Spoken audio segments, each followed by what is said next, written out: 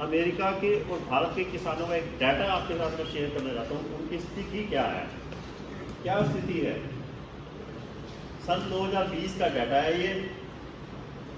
भारत में जो है ना 20 करोड़ लोग लगभग खेती करते हैं, उनके परिवार समेत इतने लोग जो है ना खेती करते हैं। और अमेरिका में सिर्फ 21 लाख लोग खेती करते हैं।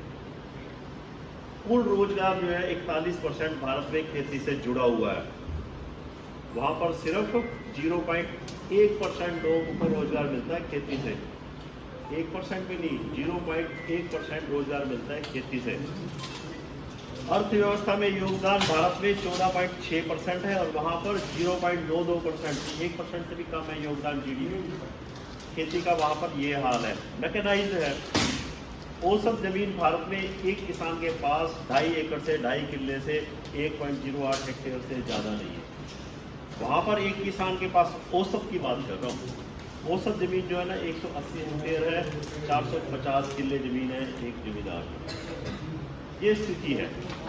भारत और अमेरिका के बीच में कृषि व्यापार, कृषि की बात कर रहा हूँ, ओवरऑल तो बहुत ज़्यादा होता है। कृषि व्यापार जो है ना 800 करोड़ का व्यापार होता है। भारत मुख्य रूप से अमेरिका को चावल, झींगा, शहद, वनस्पति अर्क, अरंडी का तेल और काली मिर्च का निर्यात करता है। ये हम चीजें निर्यात करते हैं। तो वहाँ से क्या चीजें आती हैं? बादाम, अखरोट, पिस्ता, सेब और दालें आती हैं। वहाँ के राष्ट्रपति ट्रंप क्या चाहते हैं?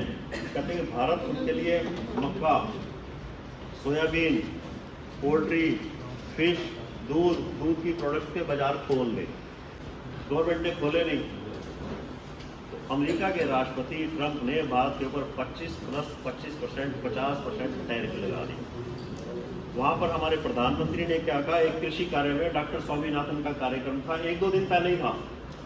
उन्होंने कहा कि भारत अपने किसानों, मछुआरों और डेयरी क्षेत्र से जुड़े लोगों के हितों से कभी समझौता नहीं करेगा। ये बात उन्होंने कह दी।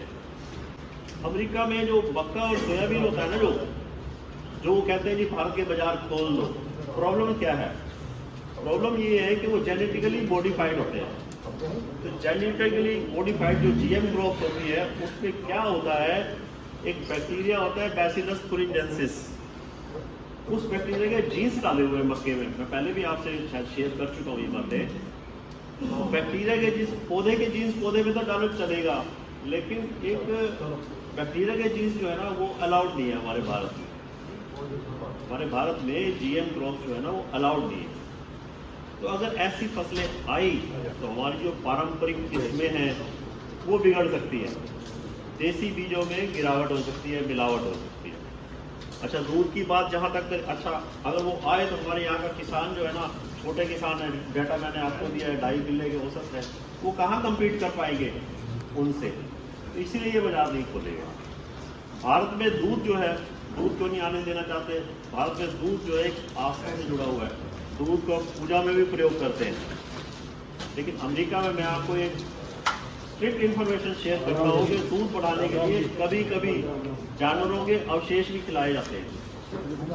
दूध बढ़ाने के लिए गायों को जानवरों के अवशेष भी खिलाए जाते हैं। ब्लड का जो है ना चूरा सुखा के वो भी खिलाया जाता है। अच्छा, सब्सिडी की बात करता हूँ। भारत में जो सब्सिडी मिलती है ना, करोड़ों किसानों में बंटती है, लेकिन दिखता ऐसा है कि भारत सब्सिडी बहुत ज़्यादा दे रहा है। अमेरिका में कुछ ही किसान हैं उनको मोटी रकम मिलती है। एग्जाम्पल के तौर पर मैं आपको एक डाटा दे रहा हूँ। 2016 में अमेरिका के हर किसान को, जरा ध्यान से सुनना, 2016 में अमेरिका के हर किसान को $61,286 मिले थे। $1 आज की डेट में 85-87 रुपये का है। एक किसान को $61,286 मिले थे 2016 में। और भारत में 2018-19 का डाटा है, ये रकम हर किसान के लिए $282 की। जो सब्सिडी हमें मिलती है ना, पीएम सम्मान निधि हो गई, या फिर यूरिया के ऊपर सब्सिडी होगी, डीएपी के ऊपर होगी, कई बार बीज सब्सिडाइज मिलते हैं। टोटल जो है $282। कारण ये है कि हम किसान ज़्यादा हैं, छोटी जो है वहाँ संख्या तो। अगर एग्री सेक्टर के बाजार खोल दिए गए तो सस्ते अनाज, सब्सिडी वाले अनाज से भारत के बाजार भर जाएंगे, खास तौर पर जब ग्लोबल रेट कम हो। जिससे देशों के छोटे किसान जो है ना टूट जाएंगे, उनकी कमाई को कैंची चलने का डर है। इसलिए भारत का अमेरिका की मांगों पर झुकना जो है ना खतरनाक हो सकता है।